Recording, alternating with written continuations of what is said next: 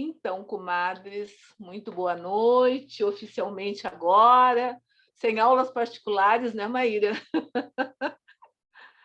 Vamos começando, então, nosso encontro na noite de hoje, 9/9/2021. Então, hoje nós estamos entrando na quarta unidade, que vai até o dia 12. Vamos retomar, então, dentro da educação emocional e mediação de conflitos, as questões de emoção e aprendizagem. Hoje vocês vão botar o pé no que é emoção e neurobiologia das emoções. Quando eu falo em neurobiologia, eu falo como que neurologicamente se dá as emoções no campo cognitivo. Qual o lugarzinho do cérebro que se processam as nossas emoções? E que influência estas emoções têm no campo do ensino da aprendizagem? Como é que essa inteligência emocional que nós falamos vai nos permitir entender o nosso autoconhecimento e de que forma nós transitamos neste autoconhecimento para as questões de ensino e aprendizagem nosso e ensino e aprendizagem dos outros. Nós estamos em quantas na sala hoje? Estamos em 7. 7, prof. Quem é que está escondido aí atrás que eu não enxergo? Aqui eu tenho a Silvia, a Maíra, a Marcinha, a Pamela. Cadê as outras? Tem mais uma, Josiane. Oi, Josi. Tu está escondida, Josi? Mostra a cara para nós, Josi. Te bota aí. Estou comendo, prof. Pode comer, não tem importância. E agora a Priscila, ó. Tá chegando a Priscila, 8. Tem duas Priscilas, eu não posso me perder. A Pamela Priscila e a Priscila, é isso? Priscila Gelen. Acho que é, não enxergo ela aqui, está escondida. Pede para ela traduzir, Aline, o sobrenome dela. Eu não sei falar o sobrenome. Ô, Pri, como é que é teu sobrenome? Oi, boa noite, meninas. Boa noite. É Gelen. Como é que é teu sobrenome? Gelen. Então, gurizada, o que é emoção? O que é emoção? É emoção quando vocês recebem um beliscão? É emoção, sim. É uma emoção de desprazer. É uma emoção quando vocês recebem um abraço? É emoção quando vocês são beijadas? É emoção quando vocês são promovidas no trabalho? Mais ainda. Então, são tantas as emoções, diz Roberto Carlos, né? Não é assim que ele diz para a gente? Então, a emoção são essas reações agudas que envolvem pronunciadas alterações somáticas. Vocês estão andando na rua, no calçadão, toda cansado, o corpo depois do trabalho, numa hipotonia muscular, que vocês mal conseguem mexer o corpo. De repente, vocês veem um gatinho na frente de vocês. Em vez de andar assim, hipotônica, vocês ajeitam o corpo, arrumam os cabelos, dão um jeito no lábio, nivelam o olhar e a emoção de vocês já tem outra sensação. E o comportamento que vocês passam a expressar nesse momento já é todo diferente. Isso é uma resposta fisiológica, uma resposta interna a uma situação estímulo, chamado o que vocês miraram. Então, constitui-se como um todo intimamente relacionado à emoção. Tudo que modifica o nosso comportamento vem do campo fisiológico emocional. Hoje nós vamos ver aonde é que são produzidas as emoções no nosso cérebro. Como é que os estímulos emotivos provocam toda essa reação corporal e onde ele é produzido no nosso campo da circuitaria neuronal. Quais são as circuitarias do neurônio que são mexidas para que essas emoções sejam alteradas no corpo de vocês? E no meu também. Ninguém foge a todas essas emoções, dizia Roberto Carlos. Não era assim? Então, quem lembra Oi, da... gente. Olá, comadre, são tantas emoções, chegou a nossa visita. Eu vou dar uma emoção para esse povo aqui. Então dá porque eu estou falando das emoções de Roberto Carlos. Desculpa te atrapalhar. Prazer, não bem-vinda, consegui chefe. entrar antes. Tudo bom, gurias? Há quanto tempo, né? Saudade de vocês. Então, estou aqui atrapalhando um pouquinho a aula da Prof. Gilca, porque a gente precisa conversar sobre uma situação, né, que vai causar bastante emoção, porque muitas de vocês me pediram isso, inclusive, estou vendo a Pamela aqui, quem mais? Que eu lembro agora foi a Pamela, teve mais gente, mas não estou lembrando. Bom, gurias, o que acontece?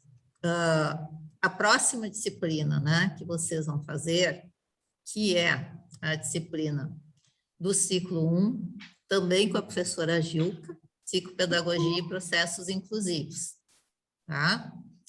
Mas isso vocês já sabiam, né? Ou não? Já. Eu não sabia que elas estariam aqui comigo. Hã? Eu não sabia que elas estariam comigo. É porque todas... O que acontece? Esta tua disciplina, Gilca, é a do ciclo 2, né? Mas, como as gurias vêm de uma troca de grade, essa turma, né, vem do ano passado ainda, do início do ano, enfim, que houve aquela troca de grade, nós ficamos com uma disciplina, digamos, entre aspas, assim, pendurada, né, do ciclo 1. Então, a próxima disciplina, que é Psicopedagogia e Processos Inclusivos, é uma disciplina do ciclo 1. Mas as gurias aqui estão no ciclo 2. Tá? Então, o que vai acontecer, gente? Nós temos a disciplina do ciclo 1, que tem que ser fechada, né? Para vocês encerrarem esse ciclo de vez, que é com a professora Gilca. E na sequência... Boa pra caramba. A disciplina do ciclo 2, com a professora Maria Cristina, que é a disciplina de alfabetização, artes e múltiplas linguagens. Tá? Então, esta disciplina, ela também vai ser ofertada agora na sequência, e vocês vão ter que cursá-la de forma concomitante, ou seja, para encerrar o ano, 2 disciplinas para vocês. Tá? Maiara, não faça essa cara de espanto. Eu juro para vocês que vocês vão amar. Porque eu sou apaixonada por psicopedagogia, sou psicopedagoga 002/86 do RS, e inclusão, que é meu carro-chefe de trabalho. Vocês já pensaram em juntar 2 coisas numa coisa só? Ensinar para vocês as questões de síndrome, de transtorno, de distúrbio. Como é que isso anda no cérebro? Não precisa fazer comercial, tá, Gilca? Não precisa fazer comercial, mas elas vão porque gostar. As gurias estão automaticamente matriculadas na tua disciplina. Mas não estão na disciplina da Maria Cristina, entendeu? Mas eu já ia puxar para cá. Não, elas vão fazer as 2 ao mesmo tempo, tá? Por quê, gente? O que acontece? Para a gente fechar, né, tanto o ciclo 1 quanto o ciclo 2, com exceção de uma disciplina, que é Currículo, Planejamento e Avaliação, né, que vai ser ofertada na primeira rodada lá em fevereiro, é importante que vocês façam esta outra disciplina também, porque ela vai dar o suporte para o estágio na educação infantil. Tá? Então, essa disciplina com a professora Maria Cristina, perdão, né? Ela vai acontecer nas segundas-feiras à noite. As webaulas, né? A disciplina, ela está aberta, mas as webaulas vão ocorrer na segunda-feira à noite, tá? Quer falar, Josiane? Prof, como é que vai ser assim, ó? Porque que eu tô matriculada nas outras. Automaticamente eu vou me matricular nessa? Como é que vai ser? Não, já vou explicar, tá? O pacote da matrícula de vocês fecha com essa disciplina do primeiro ciclo da Gilca, tá? Que é Psicopedagogia e Processos Inclusivos. Então, lá em dezembro, vocês teriam que fazer a rematrícula, né? Para as próximas disciplinas. Então, esta disciplina agora de artes, alfabetização, né? Artes e múltiplas linguagens, ela vai entrar no pacote da rematrícula, junto com as outras. Tá? Então, quando vocês fizerem esse contrato novo da rematrícula, essa disciplina vai ser inserida naquele contrato. O que eu preciso saber aqui, gente, né, é se todas vocês concordam, por quê? Aí a secretaria vai entrar em contato com vocês, né, vai fazer já o elenco das disciplinas dessa rematrícula, que é para o ano que vem, não, para dezembro, né? E aí vocês vão fechar esses 2 ciclos.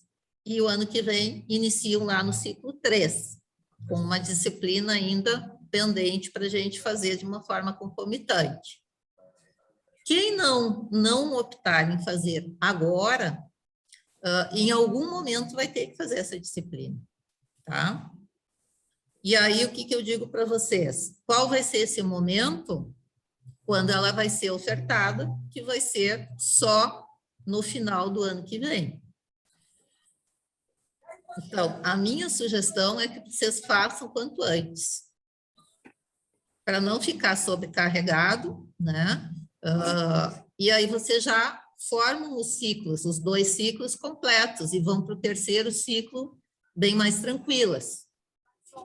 Como ela vai entrar na rematrícula, ela não vai acarretar um valor a mais, não vai ser uma disciplina e vocês vão pagar de forma isolada agora. Ela vai entrar no pacote da rematrícula.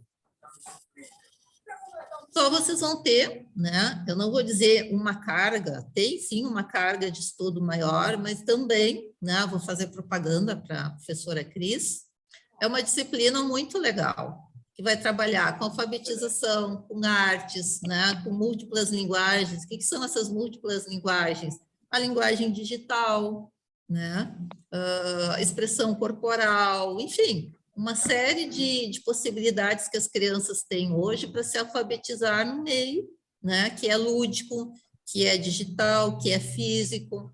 Então, é uma disciplina, entre aspas, leve, né? Não é uma disciplina pesada que vai exigir assim, uma sobrecarga cognitiva de vocês.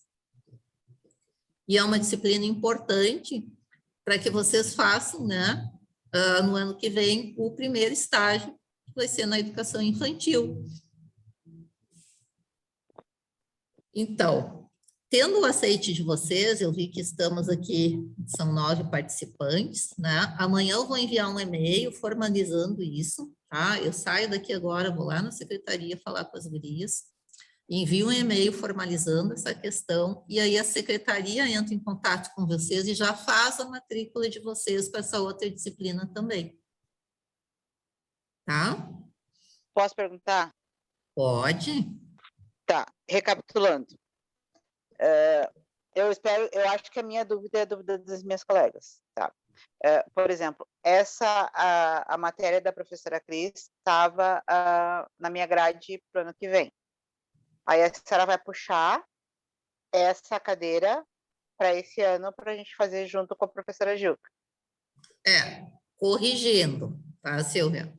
Essa disciplina da professora Cris, ela está na grade do ciclo 2, ofertada nesse ano. Tá, ou, mas, por exemplo, entre aspas, assim, tá?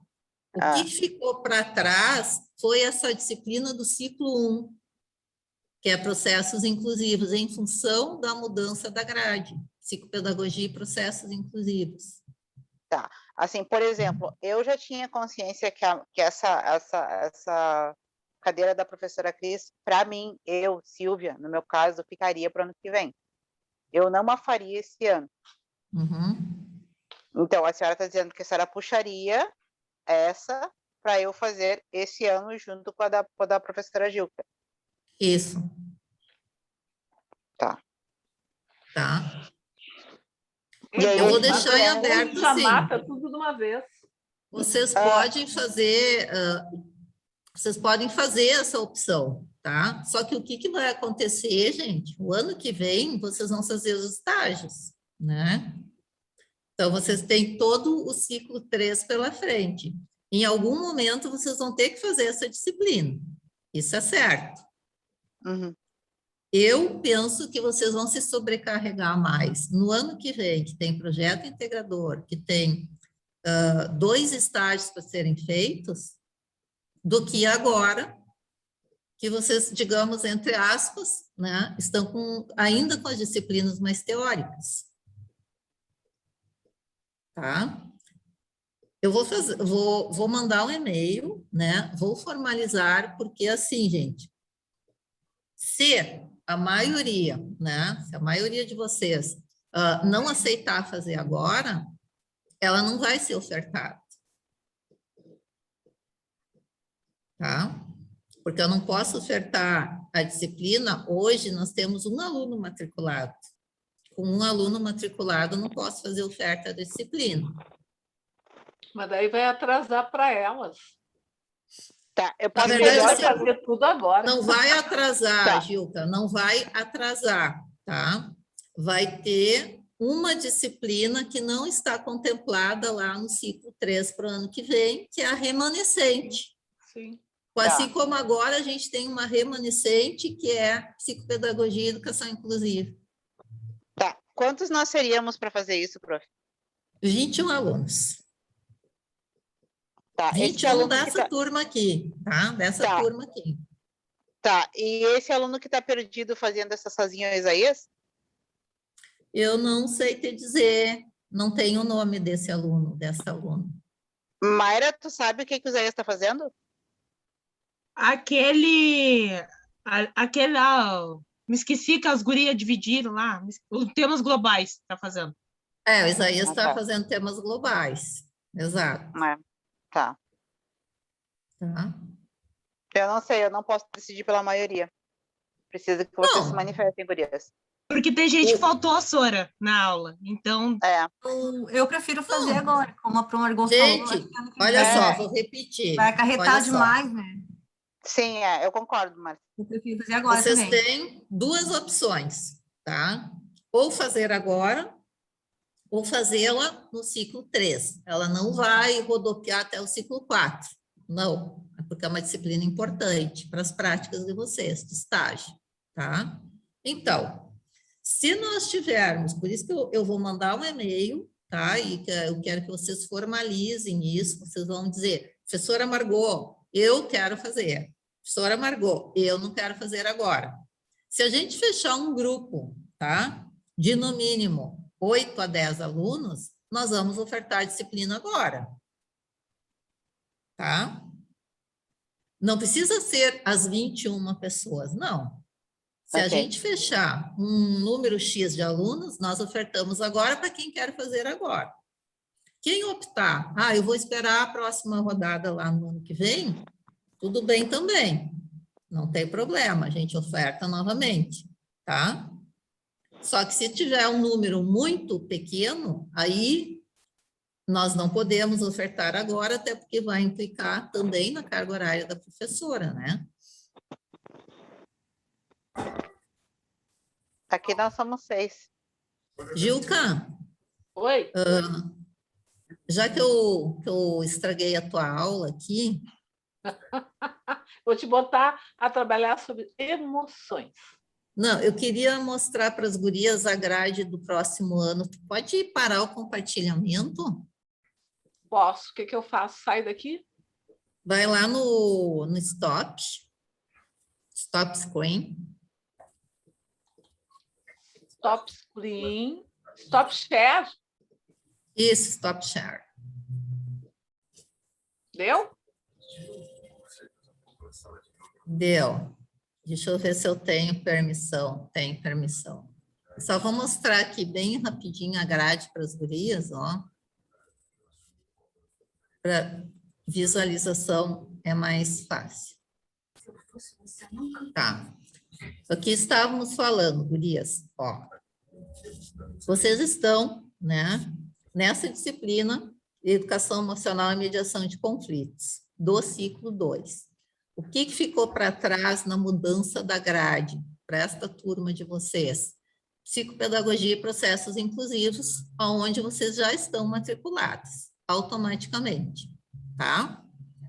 O que vai ficar aqui, entre aspas, pendurado do ciclo 2?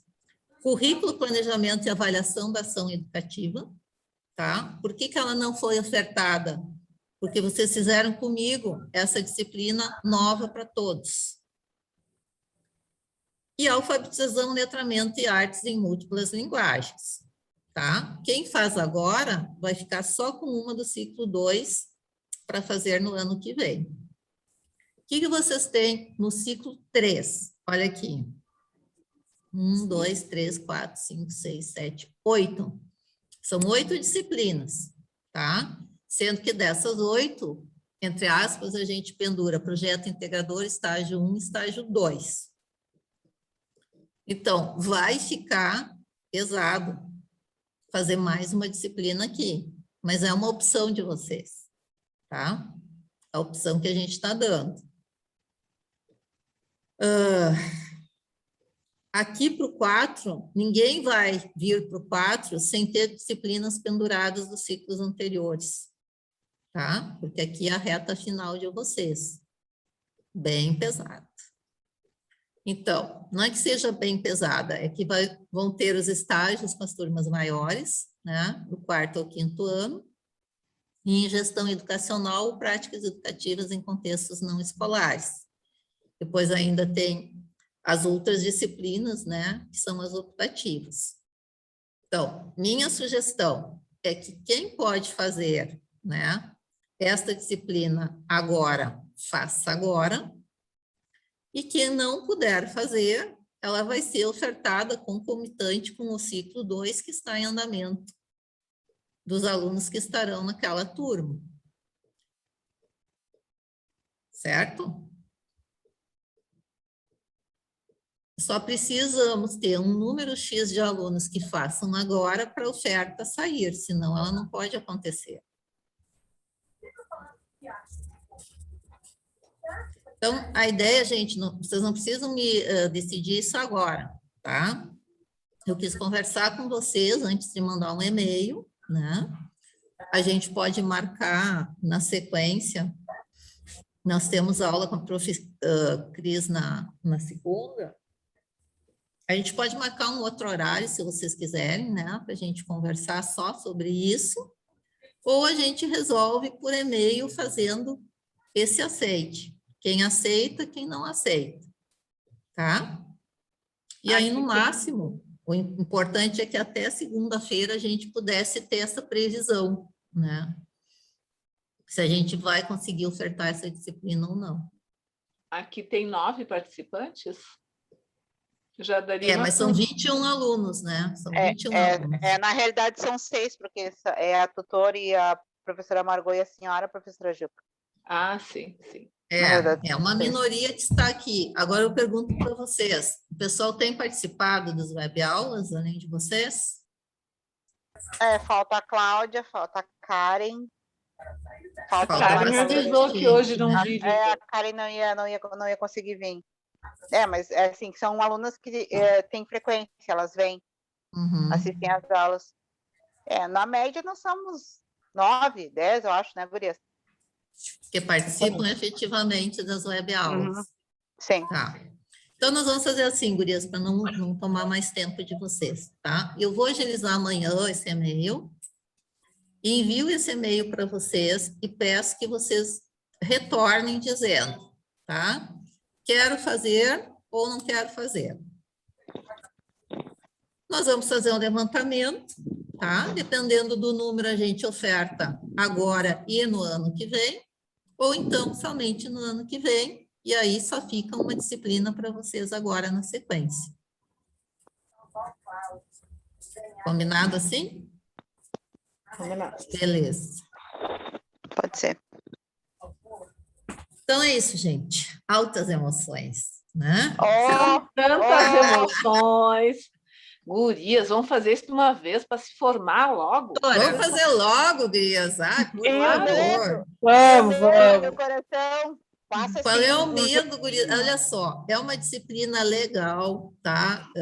Eu acompanho a Prof. Gilca, a Prof. Cristina no desenvolvimento, né, do conteúdo, das atividades. Façam logo, que daí o ano que vem vocês vão mais tranquilas para os estágios. Fala, E outra, Maíra.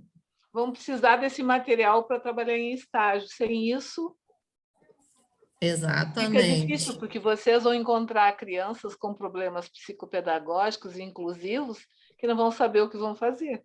Haha, vão fazer comigo. Estão me dizendo que o medo está lá no quarto ciclo. Será? Eu acho que o medo está aí no terceiro já. o meu medo já começou no terceiro, já estou apavorada. Quase 100%. Primeiro estágio chegando. Gurias, assim, ó. Que frio na barriga. Ui. Sugestão da prof. Vocês não querem me dar esse aqui. estágio? Olha eu pedindo aqui, não querem me dar o estágio de educação infantil para mim? Não, a senhora quer todo sorvete para a senhora tem que dar umas colheradas para os colegas. Ah, eu quero. Tu já imaginou eu com estágio de educação infantil? Não, Olha, tem que dividir a casquinha. Nós estamos Eu ainda voto em 5, Gil. questão aí, tá? Gurias, vou me despedir para deixar a professora Gilca continuar a aula dela. Ora, não falei! Eu vou deixar a Maíra falar, então. Fala, Maíra.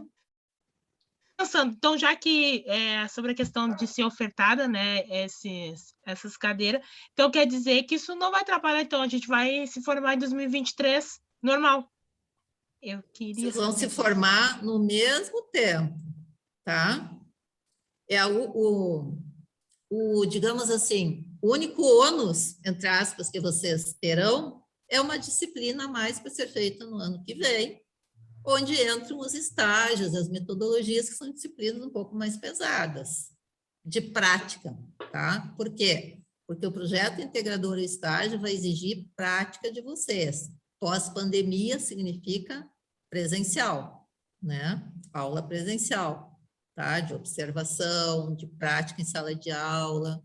Então, a minha sugestão, né, é que vocês façam essa disciplina agora e deixem o currículo de vocês redondinho, para o ano que vem as emoções serem mais leves nos estágios. Tá? Gostou, Pamela? Tu que havias me pedido isso, viu? Eu tenho uma dúvida. Pamela está horas me pedindo isso. Detalhe, gente, o ano que vem vocês vão ter disciplina concomitantes também. Então, eu tenho uma dúvida, mas eu não sei se eu posso perguntar agora ou só mais para frente. Pergunta agora. Fala, Pri. Os estágios, se na minha escola, por exemplo, eu puder fazer estágio e ela tem educação infantil, ensino fundamental e ensino médio, eu posso fazer os três? Ou os dois? Eu posso fazer no mesmo lugar ou não? É sempre importante a gente ter um outro contexto, tá? Mas pode fazer desde que seja fora da tua carga horária da escola. Sim. Não pode ser dentro da tua carga horária. E desde que a escola aceite. Tá? Por nós, enquanto instituição, não há problema nenhum. Tá? Guriazinhas queridas do meu coração, beijo grande em vocês. Manda e-mail, tá? E eu espero ver ali uma turma recheada, bem bonita lá para a Prof. Cris também, tá, Gigi? Fiquei pensando nos termos de convênio e parceria com as instituições para estágio. Estamos alinhando, agora na nossa próxima reunião da semana que vem, a gente vai fazer esses alinhamentos aí, tá?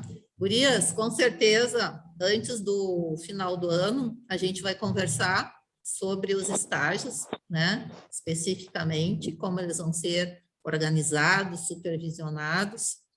A faculdade vai auxiliar a gente, prof? Hã? A faculdade vai auxiliar a gente com relação a isso?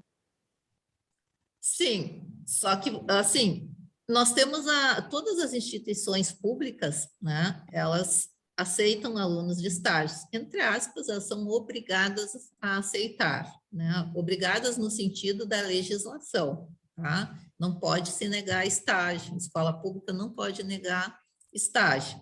Mas, claro que tem que ter a concordância da escola, do professor, etc, etc.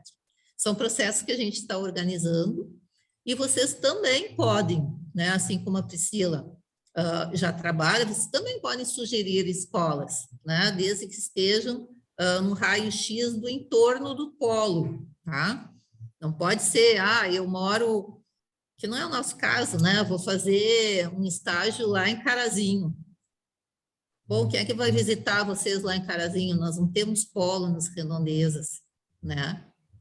Então, tem que ter um raio de distância onde a gente possa dar essa assistência para vocês, fazer essa supervisão por intermédio de alguém contratado nosso do polo ou de algum próprio supervisor, o coordenador pedagógico da escola, tá? Mas isso a gente deixa para...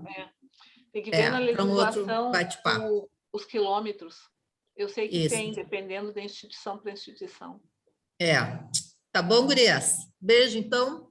Boa aula. Obrigada, Gigi. Obrigada. São tantas emoções. Vocês viram como a cadeira de emoção dá emoção? Bora, emoção. Vamos nos emocionar para aprender. Claro.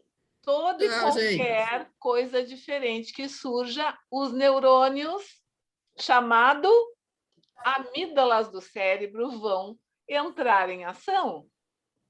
Vamos lá catar os nossos slides, que foram parar aqui. Respirem fundo. Paguem no diafragma.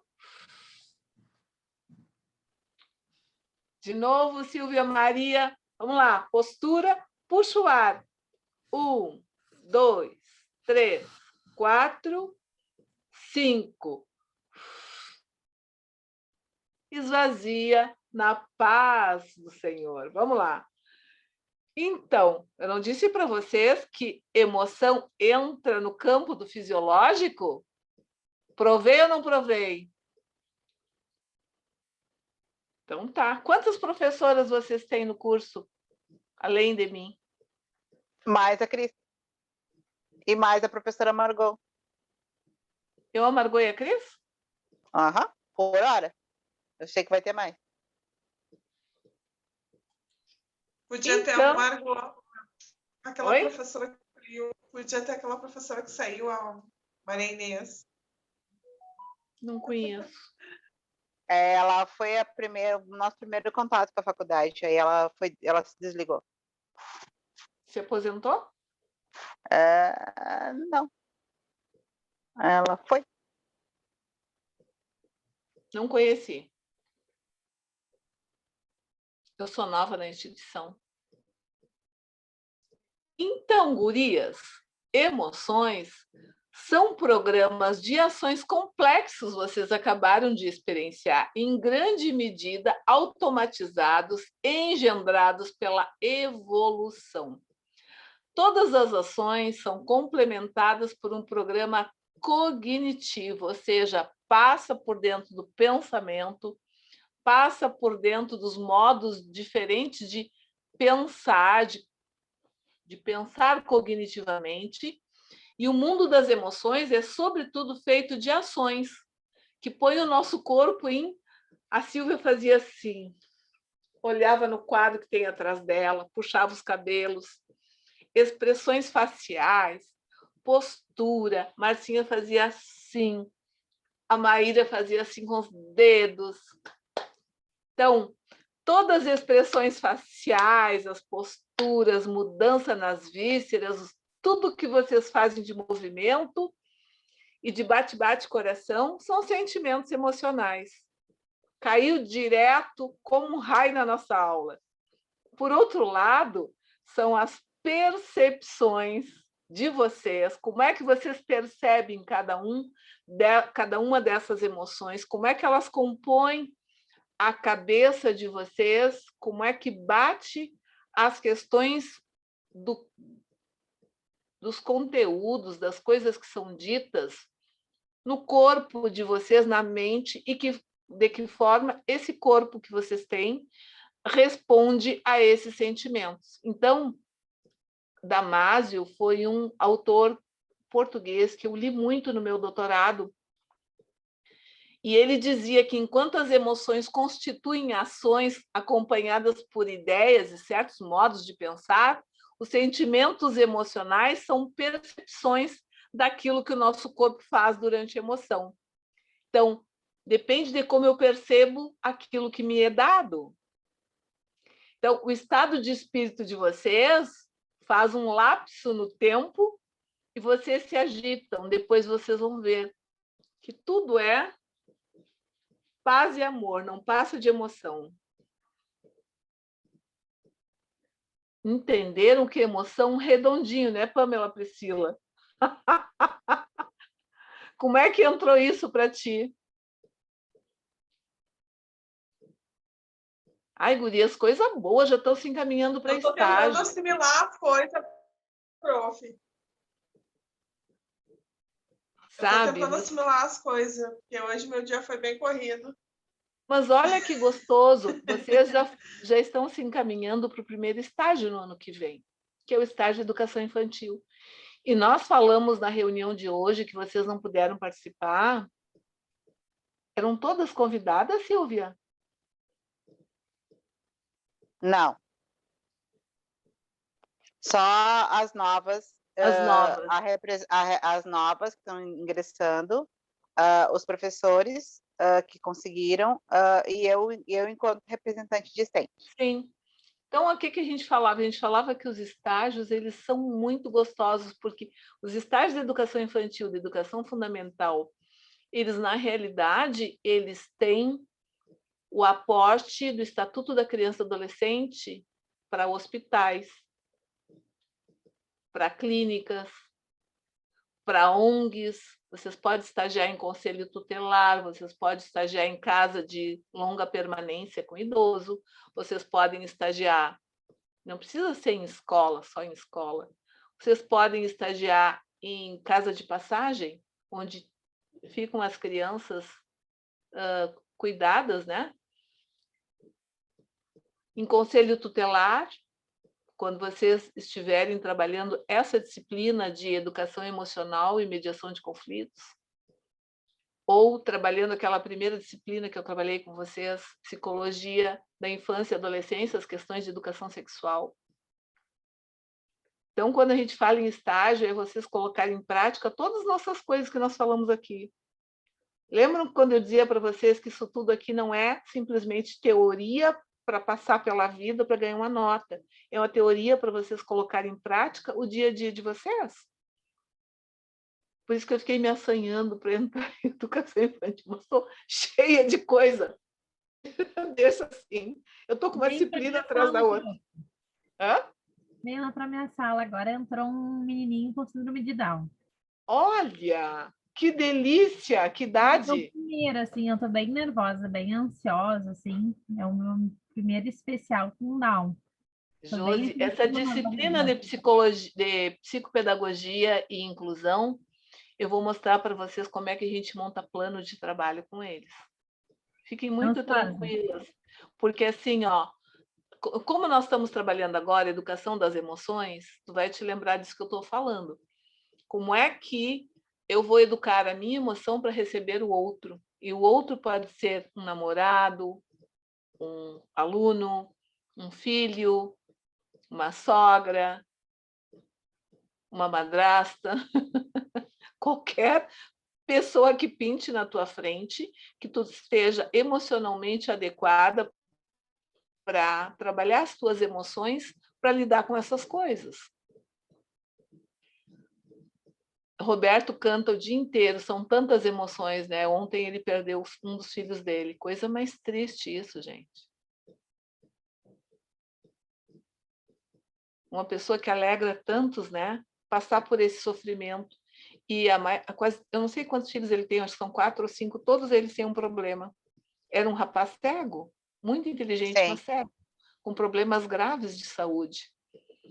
Então, as emoções, na realidade, e seus principais mecanismos neurobiológicos e como eles afetam nossa atenção, nossa memória, nossa motivação, nossas ações, elas são tomadas pelas decisões que nós tomamos, pela autoestima que nós colocamos no meio, né? Ou colocamos uma autoestima, uma baixa estima. E esses relacionamentos interpessoais que nós fizemos, que nos levam a processos de novos aprendizados. Ou seja, tudo que vai pintando na nossa frente acaba sendo emoções. Então, educar as nossas emoções é lidar com todo esse campo. Eu quero mostrar para vocês que antigamente não se lidava com as emoções como um campo da neurobiologia ou da neuropsicologia. Achava que emoção era, está se fazendo só porque escutou que vai ter que entrar em estágio. Não, hoje a gente diz, as pesquisas identificam que os estágios críticos de emoção localizaram os principais centros da emoção, ou seja, lembra que eu falo sempre nas amígdalas cerebrais, que não é esta amígdala, não é da garganta, mas são as amígdalas do cérebro. São duas sementinhas, duas pipoquinhas. Bote o dedo de vocês atrás das orelhas, vocês vão ver que tem duas sementes de amêndoa, que nem eu digo. Daqui a pouco vou mostrar a foto dela, tá? Então, aqui, as amígdalas, elas são relacionadas ao medo. Aqui atrás, tudo que nós passamos, quando nós sentimos emoção e nós sentimos medo, pode ter certeza que foram as amígdalas que se acordaram. E o córtex fronto-ventromedial, ele liga as emoções sociais, o medo de estar, síndrome do pânico, o medo de estar com o outro, o medo de ir numa festa e fazer feio. Então, são todos ligados à área do temporal, lembra que é lobo temporal, parietal, córtex pré-frontal e occipital aqui atrás. Lembra que eu falei na primeira disciplina isso para vocês? Então, foi possível identificar a diferença entre emoção e sentimento e descobriram os pesquisadores, né, que a emoção integra o processo de raciocínio e de tomada de decisão. Quando tu é paralisada pela emoção, tu não consegue tomar decisão, tu não consegue raciocinar. Muitas vezes a gente fica paralisada.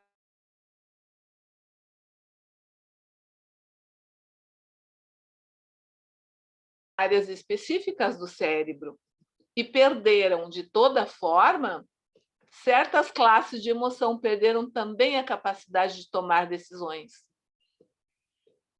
Não perderam a lógica para lidar com o problema, mas muitas das suas decisões são irracionais, com frequência desvantajosas para si e para outras pessoas. Eu tenho um paciente que tem um trauma, um senhor de 64 anos, ele passou por um acidente, aliás, acidente onde foram vitimadas algumas pessoas. E ele ficou com aquele impacto tão grande que ele não consegue pensar racionalmente. Ele é agressivo nas palavras, ele não consegue pensar, ele tem um desconcerto emocional tão grande que, só para vocês terem uma ideia, ele entra na minha sala e ele diz: acho bom a senhora sair daí. Esse lugar aí, dessa cadeira confortável, é o meu lugar. Eu mereço um lugar confortável. Sente a senhora nessa cadeira aqui. E todas as cadeiras são muito confortáveis. Sente a senhora nessa cadeira que eu vou ocupar esse lugar aí. E não é brincando, ele fala forte. Se a gente não lidasse, não entendesse essas questões de raciocínio influenciado pelas questões conscientes ou inconscientes, pelos sinais emocionais, a gente diria que homem grosso, não vou deixar ele mais entrar na minha sala, ele quer sentar na minha cadeira. É como se eu chegasse na casa de vocês e dissesse: sai daí da mesa, esse lugar é meu. Vocês iam dizer para mim: não, Gigi, aqui eu costumo sentar para almoçar, o lugar do visitante é em tal lugar, entendeu? Então, hoje a gente sabe que as questões de racionalidade, a redução da emoção, ela é tão prejudicial quanto o excesso de emoção. E isso a gente aprendeu com um pesquisador chamado Antônio Damasio, que é um português, que eu disse para vocês que eu estudei ele bastante no meu doutorado. Então, aqui aparece, eu trouxe para vocês uma representação lateral, ó, lateral bem aqui atrás, orelha aqui atrás do botãozinho, que eu chamo de amêndoa, mas que é nada mais, nada menos do que a amígdala do cérebro. Vocês viram verdinho ali? Parece um botãozinho atrás da orelha. E aquela parte cor de rosinha é o hipocampo. Na realidade, essa amígdala, ela é uma pequena estrutura abaixo do lobo temporal medial, ela é a parte anterior do hipocampo, e ela tem sido relacionada ao aprendizado de tudo que é memória de emoção. Então, ela vai selecionar o que a gente vai guardar de emoção ou não. Tem coisas que aconteceram na nossa vida que não foram importantes para nós, ou que o nosso inconsciente ficou tão assustado que deletou. Então, a gente esquece, porque a gente não quer lembrar. Qual de vocês que esqueceu o primeiro namorado? Ninguém. Então, oi, meu bem. Eu posso fazer uma pergunta relacionada a isso especificamente? Claro que sim, com certeza. É por isso que, assim, é óbvio que tem coisas que eu leio, que eu guardo, que ficam para perguntas posteriores.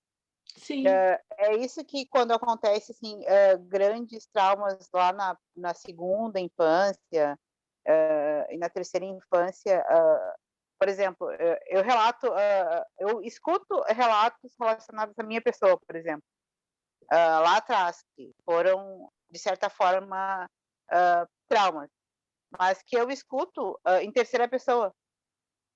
Eu não lembro. O meu cérebro simplesmente apagou. No caso, seria isso? Quem apagou foi a amígdala cerebral, porque isso provocou um embate, um choque. Entende? Choque? Sim. O que tu chama de trauma. E ele só selecionou o que fosse positivo para te sobreviver. Ou seja, o dano não necessariamente inibe a resposta e os estímulos daquilo que existiu.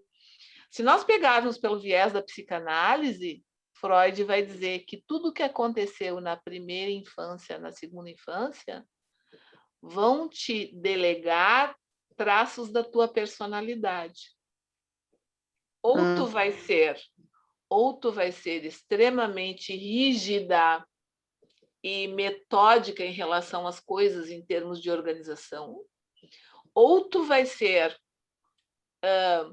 desorganizada para negar aquele trauma que tu viveu. Isso pelo viés da psicanálise. Mas eu não estou falando aqui de psicanálise, eu estou falando de neuropsicologia, de neurologia e sentimento. Como o comportamento reage a partir das questões neurológicas. Então, essas coisas aversivas, a gente acaba recompensando, né? Recompensando com coisas que a gente nega para se salvar, para a gente poder viver melhor, mas não deixam de ser respostas emocionais aprendidas. Aprendeu aquilo e sabe que aquilo tu vai tentar evitar passar para não te queimar. Tocou a mão no fogo, se queimou, doeu, não vai fazer mais. Tu sabe que se tu tocar ali, tu queima de novo os dedos. Não é assim? Sim. Então, a amígdala, na realidade, ele eu chamo de local que fica estalando o olho e nos salvando de muitas situações. Que se a gente lembrasse, a gente passaria muito, muito mal. Então, ele vai selecionando. Ele é como é que a gente diz? Que vai passando para um lado e para o outro. Vai organizando, um organizador das nossas emoções. Mas ele nos pontua. Alicia Fernandes, que a Margot, quando eu disse para vocês uma visita que termina com T, é Ana Margot, tem um T no final. Ana Margot. Então, quando a Ana falou hoje para vocês que foi aluna da Alicia Fernandes, que foi uma pesquisadora psicopedagógica argentina, muito querida, minha parceira de trabalho. Ela escreveu vários livros no campo ligando a aprendizagem e as emoções. E ela dizia que a emoção interfere no processo de reter a informação, por causa da amígdala. Então, precisamos estar motivados para aprender. E nós só vamos aprender se nós tivermos conexão com a pessoa que está nos ensinando. Ela diz que nós não aprendemos de qualquer um, aprendemos daquele a quem outorgamos confiança e direito de ensinar, ou seja, desejo de ensinar. Eu tenho desejo de ensinar e provoco em vocês o desejo de aprender. Se for dessa forma, se eu me conectar a vocês e vocês se conectarem comigo, as coisas andam. Senão, vocês vão sair disparando, loucas de vontade de se ver livre de mim. É assim. Então, é preciso, para ser professor, a gente trabalhar com uma coisa chamada, antes de tudo, vontade de estar, vontade de partilhar, vontade de ajudar. Professor não é só quem profetiza. Eu digo que nós somos mais que professores, nós somos educadores. Educamos a dor dos outros e quando escolhemos sermos educadores, nós educamos as nossas dores em relação às nossas aprendizagens de vida, de conteúdos escolares também, e por isso nós resolvemos educar os outros e cuidar da dor dos outros. Se a gente olha por esse viés, todos os Down, os autistas, todos que aparecerem na tua vida, Josi, na minha vida, nas nossas vidas, a gente vai olhar como sujeito. Eu não olho o Down, o PC, o autista, o sem braço, sem nariz, eu vou olhar a criança que está ali dentro. Diga, Amore, fala. Prof, falando nas emoções, como que é as emoções deles? Como iguais às nossas. Era essa iguais às nossas. É igual a única, não tem diferença. Iguaizinhas. Deixa eu contar para vocês, eu atendo muitas crianças com síndrome de Down a minha vida inteira, meu mestrado é em Down e orientação para a família. E uma delas, que agora fez 6 anos, chegou num grupo de meninas na praça, na pracinha de casa, foi com o pai, foi de patinete andar, de patinete na praça da casa dela. E as meninas, sabe que menina nessa idade já percebe o que é ser diferente, né? Então as meninas olharam para ela, se juntaram todas num bolinho e saíram correndo. E ela começou a chorar. Rolavam as lágrimas em silêncio. E o pai dela me disse, essa semana, quando eu atendi ela, me disse, Gigi, nós precisamos mostrar para ela que ela não precisa sofrer a cada exclusão que as outras coleguinhas fizerem. Porque as crianças, quando pequenas, elas não entendem do que é diferente. Mas elas são tão contaminadas pelos adultos que ficam renegando e falando, porque tu tem uma colega mongoloide, porque tu tem uma colega não sei o quê. E aí eu conversei com ela isso.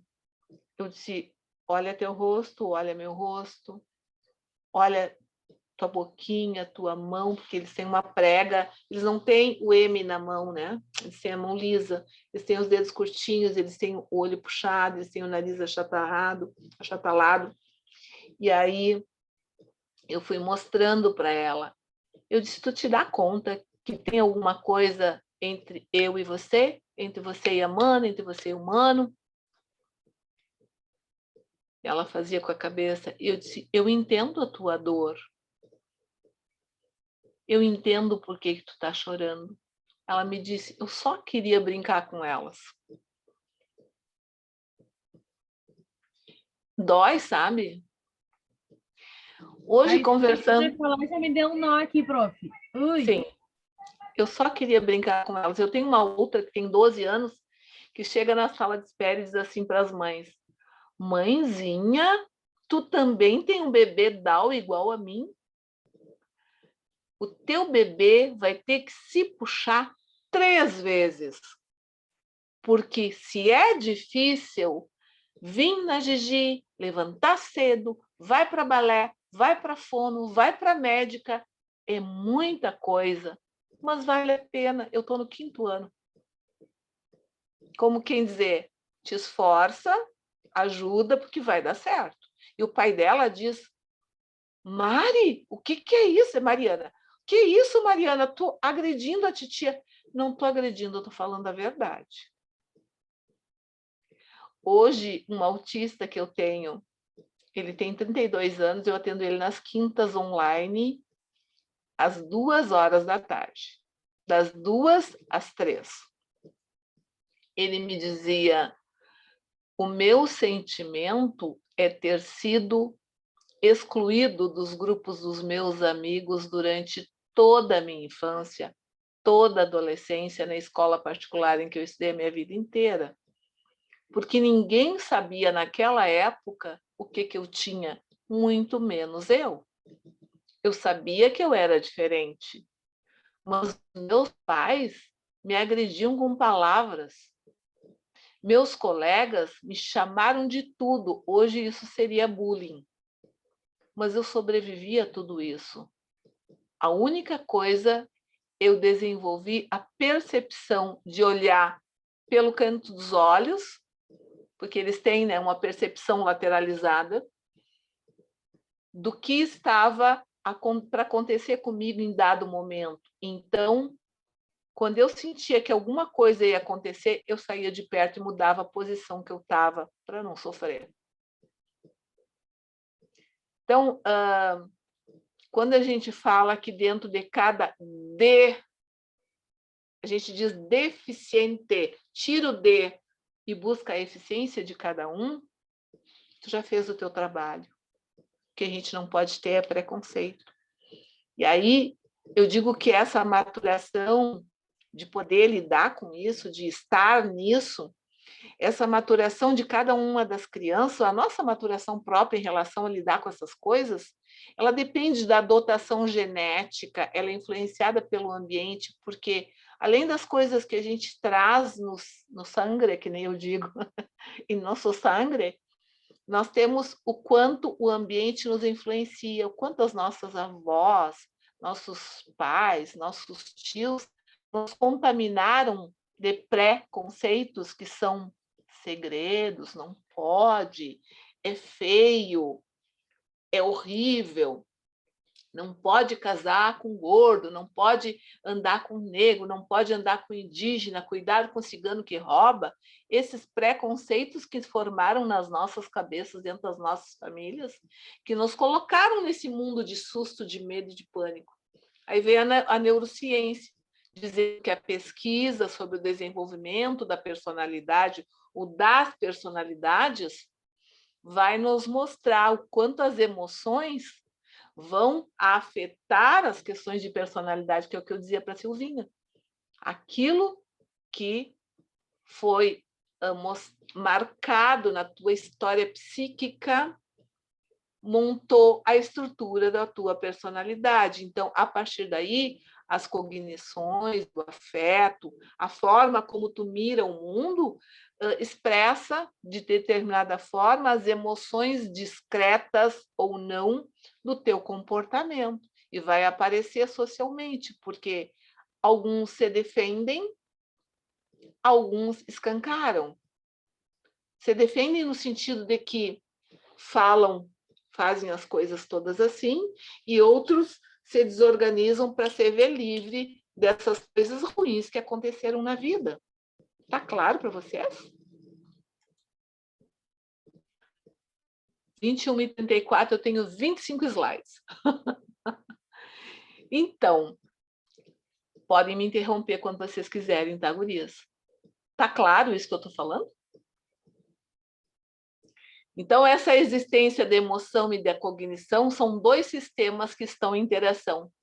Cada um tem um importante papel na tomada de decisão que nós temos. Recentemente, as pesquisas da neurofisiologia, elas mostraram de que forma as questões de expressão verbal e afetiva marcam as histórias dos bebês. Quando a gente fala expressão não verbal, são aquelas mães que nem falam e dizem. Olharam a minha expressão?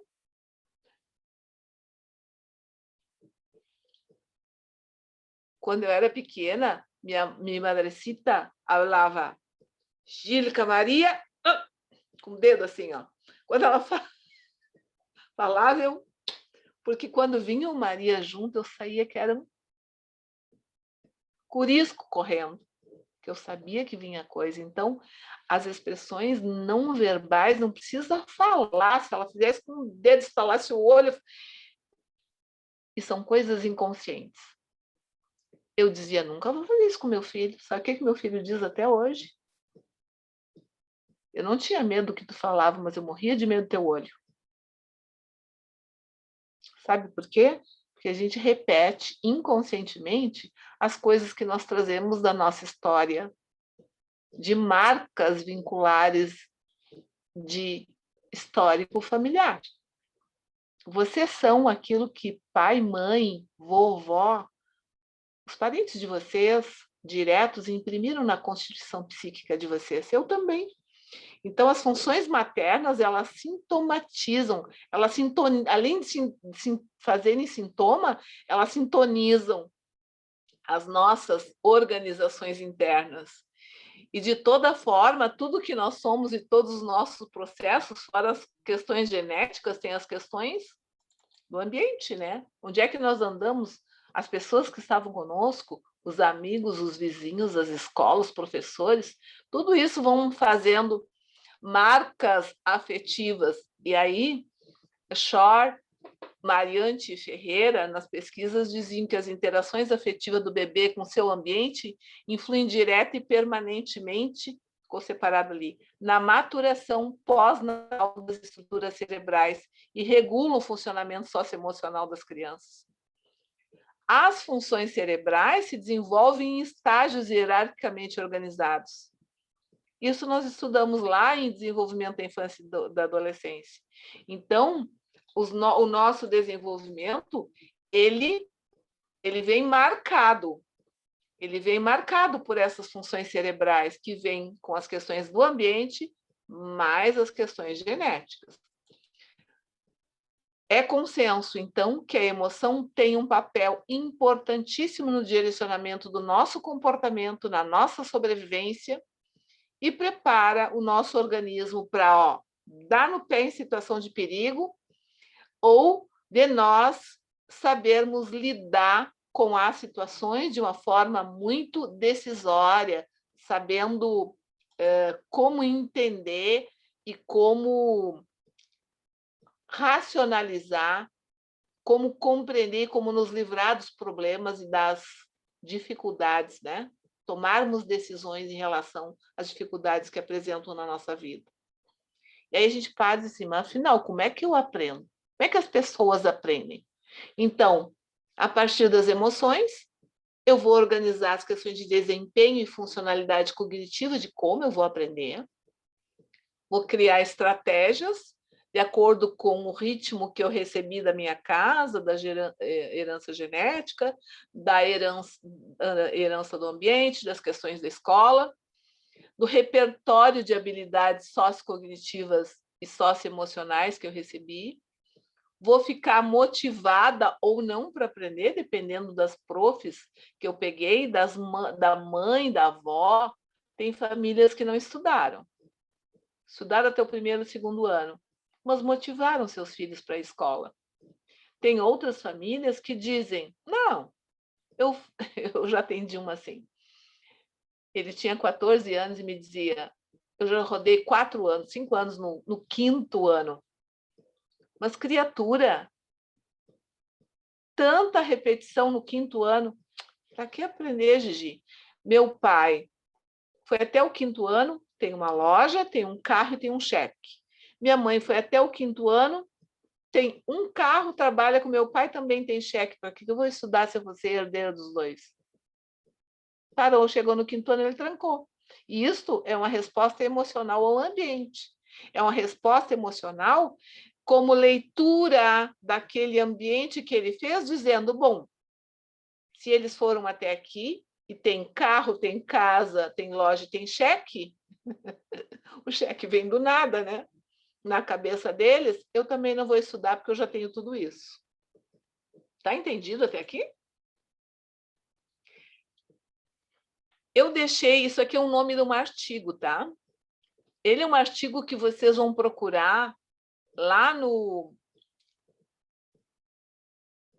Eu estou com o Google na cabeça, mas não é Google. Vocês coloquem na plataforma exatamente o nome, Importância das Emoções na Aprendizagem, uma abordagem neuropsicopedagógica. Quem escreveu foi Vítor da Fonseca. Vítor da Fonseca é um professor de educação física com formação de neuropsicologia, como eu. Mas o cara é tão bom, tão bom, tão bom, que me deu vontade de pegar o artigo dele todinho. Eu vou deixar isso aqui, vai ficar com vocês. Vocês estão... Perdi no nome, prof. Oi? Me perdi no nome. Vítor da Fonseca. Não, no nome, no título. Importância das emoções na aprendizagem. Tá, obrigada. Uma abordagem neuropsicopedagógica. Isso está dentro do slide. Ah, tá, desculpa. Tá? Para vocês lerem depois, a hora que vocês tiverem uma folguinha, esse artigo, ele resume todos os nossos encontros, desde a primeira disciplina, porque ele fala com muita precisão do sentimento que eu tenho enquanto eu vou falando para vocês. Eu fui aluna dele, num curso em Portugal e um curso aqui. Bem pequenininho, ele não chega a 1,50 m, assim, pezinho desse tamanho, mas uma cabeça gigante. O cara é muito bom. Quando vocês encontrarem o livro dele na feira do livro ou mandarem buscar no sebo, eu gosto muito de comprar em sebo, porque é bem baratinho. Vítor da Fonseca, leiam e comprem. Às vezes vocês conseguem promoção, as pessoas compram, leem e botam no sebo, né? Vale a pena. Vocês já acostumaram a comprar em sebo ou ainda não? Sim. Eu sou fã de sebo, prof. Eu também. É mais barato e aí facilita a minha vida de prof. Então, gurias, estudos da neuroimagem sugerem que regiões específicas do córtex, voltando ao que eu tinha dito para vocês, inferotemporal aqui e o temporal inferior são responsáveis pelas percepções de faces. Essas regiões, elas contêm campos receptores amplos, os quais algumas vezes envolvem todo o campo visual, inclusive as cores, né? Então, quando Fuentes, Lunardi, Diniz e Roca são neuropsicólogos do Triângulo Mineiro, ali da região de Minas Gerais, que pesquisam sobre as lesões dentro dos cérebros, exatamente nessa área de prosopagnosia, ou seja, gnosia são as percepções que nós temos em relação às percepções. Gnosias é falta de. Eu não tenho, não consigo perceber. Então, como que as pessoas não conseguem perceber os rostos? Vou pegar um exemplo, Alzheimer, tá? Quando se chega ao estágio de Alzheimer, ontem uma menina, segunda-feira a menina me contou, a minha avó, 8 anos, a minha avó olha para minha mãe e diz, mamãe, como se ela fosse a filha e a minha mãe fosse a avó. Ela só reconhece os netos. As outras pessoas, ela não sabe quem é. Ela olha e ela mistura os nomes todos. Esse é o início de Alzheimer. É uma demência de lobo frontal. Então, esses estudos que esses pesquisadores fizeram Foi através de exame de neuroimagem que conseguiu ver que as lesões aqui atrás, no campo temporal, faz com que as pessoas não consigam reconhecer rostos. Elas olham, mas não sabem quem é. E isto está, de certa forma, associado também a esse campo emocional, porque as pessoas sofrem por não saberem onde estão, não reconhecerem as pessoas, e as pessoas que estão na sua frente sofrem por não serem reconhecidas. Tu imagina uma mãe perder, tu olhar para tua mãe e a tua mãe não saber quem tu é, e tu querer que a tua mãe te reconheça e ela não te entender, nem tu entender ela. Tu vai achar, minha mãe está se fazendo? Não é o se fazendo. Eu já passei do horário, né, Aline? Só mais um pouquinho, estou atrasada. Não é se fazendo, é que elas realmente perdem o campo do emocional. Elas perdem as noções de realidade. Então, assim como as emoções são universais, as emoções, a tristeza, a felicidade, a raiva, o medo, a repulsa, essas coisas todas que a gente fala, a habilidade de perceber e expressar emoções, ela é uma área do campo neuronal, ela não é uma coisa só do sentir. Eu sou capaz de apostar que vocês acharam só que eu sinto raiva, eu sinto tristeza, eu sinto felicidade, era assim, eu sinto medo. Mas de onde vem isso? Isso vem do campo da amígdala, do campo do hipotálamo, e é um sistema dopaminérgico. Lembrar essa palavra? Lá, o que é campo dopaminérgico? Das dopaminas. Dopaminas são os alimentos que vocês comem. A primeira aula que eu dei para vocês, os alimentos que vocês comem, lembra disso? Serotonina, o quanto vocês dormem. Noradrenalina, o quanto vocês se exercitam. Então, alimentar-se, dormir e se exercitar vai contribuir para o equilíbrio da habilidade dessa área da circuitaria neuronal, como eu digo, que é a amígdala cerebral, poder funcionar, botar o hipotálamo a funcionar e o sistema dopaminérgico, esse córtex parietal direito e giro temporal, funcionar no campo do emocional. Quem não come direito, não dorme direito e não se exercita, fica rabugento. Aí fica infeliz, fica triste, raivoso, brabo, chutando balde. Lembra dessas histórias? Juntaram com aquelas aulas do lado de lá? A gente só vai ampliando, tá? Isso chama-se educar emoção. Educar emoção é falar das bases neurobiológicas dessas emoções que vão falando que isso é um processo fisiológico, que nós temos que comer, que nós temos que dormir, que nós temos que nos exercitar, para que estas respostas periféricas, endocrinológicas, motoras, neuronais, possam falar direito, e os lobos temporais e frontais e parietais possam entender aquilo que vocês estão fazendo e o jeito que vocês estão sentindo. Lá venho eu de novo falando que a amígdala recebe a informação a partir das áreas corticais. Já falamos disso. E responde com rapidez ao estímulo da emoção, mesmo sem a consciência sobre ele, independentemente do foco da atenção. Em síntese, a emoção constitui-se num conjunto de reações orgânicas e os sentimentos também ocorrem sem a percepção do sujeito. Muitas vezes a gente esquece. Então, é possível controlar, em parte, a expressão de algumas emoções. Apesar da gente querer controlar, e às vezes a gente não é bem sucedido, né? Então, nós não temos como exercer controle voluntário sobre os processos neuronais das regiões profundas do tronco cerebral que envolvem a emoção. Mas a gente sabe hoje por que razão a emoção interfere nas questões de aprendizagem. As crianças inquietas em sala de aula, que não prestam atenção, elas podem ter as áreas cerebrais ligadas aos processamentos cognitivos ou as funções executivas ainda pouco desenvolvidas ou treinadas.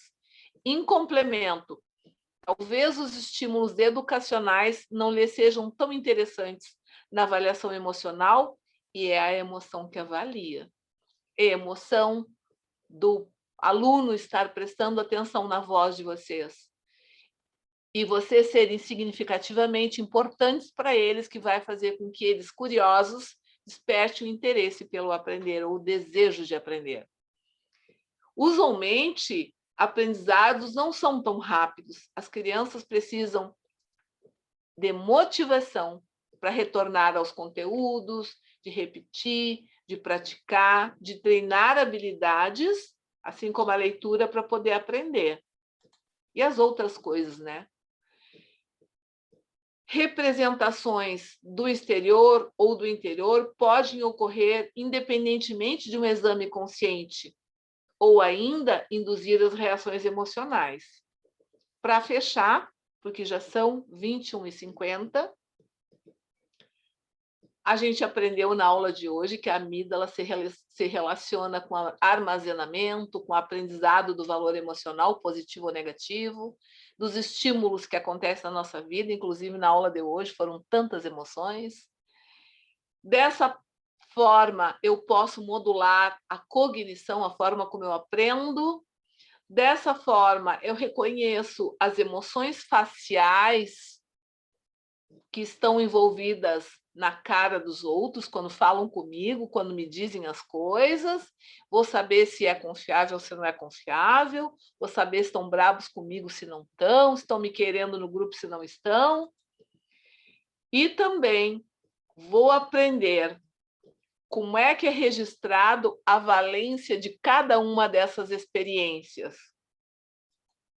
Como é que isso vale? O que nos motiva, afinal? Então, comportamentos que nos reconduzem a recompensar com prazer ou nos esquivam de riscos e desprazeres, sejam meios relacionados à sobrevivência ou à satisfação dos nossos interesses pessoais. Aprendemos a nos motivar dos nossos comportamentos a partir daquilo que a gente busca, daquilo que nos dá prazer, daquilo que nos é imediato, daquilo que nós sonhamos. Nós aprendemos a nos motivar a chegar no fim do curso, a sermos bons estudantes, a revisarmos as disciplinas, não disciplinas para mim ganhar nota, mas disciplinas para mim ser melhor profissional. Daí a importância da gente aprender a perceber, a lidar com essas nossas emoções. Se por um lado elas são inevitáveis, por outro, eles podem ter a sua forma de expressão e reação melhor administradas por nós. Estamos no domínio de nos autoconhecermos, né? Aquilo que a gente diz autoconhecimento, vão escrevendo isso semana a semana, que nesse caso nós vamos chamar de inteligência emocional. Como é que está ligado isso às nossas funções executivas? Funções executivas, como é que o meu cérebro executa isso? Essa educação da minha emoção em relação às coisas que acontecem, as pedras que estão no meu caminho, né? Então, a expressão das emoções, ela deve ser respeitada e desenvolvida. Aquilo que eu vejo, nem sempre eu posso impulsivamente reagir, mas olhar, entender, aprender, organizar, diminuir os impulsos e, de toda forma, aprender a lidar, de que forma eu vou responder a tudo isso. Não é assim? São tantas emoções. Essa é a risada do Roberto.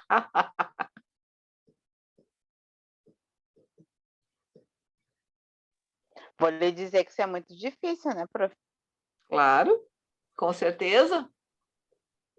Isso chama educação emocional. Agora vocês já sabem de onde vocês ficam com raiva, com medo, com síndrome do pânico, síndrome disso, síndrome daquilo.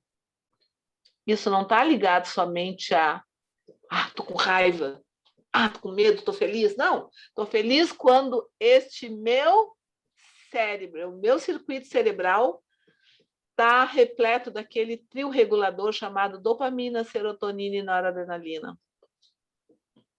Isso vai atuar no campo das emoções. E eu vou aprender a lidar, fazer uma educação emocional, uma mediação de conflitos, quando eu souber lidar com tudo isso. Quando eu não me empolgar gritando, eu pensar, o que será mesmo que ela está querendo me dizer? Aí eu volto à aula passada, o poder da palavra. Que palavra eu estou usando? O que eu estou dizendo? O que ela quis dizer com isso e como é que eu estou medindo? Um beijo no coração de cada uma. Levem essas reflexões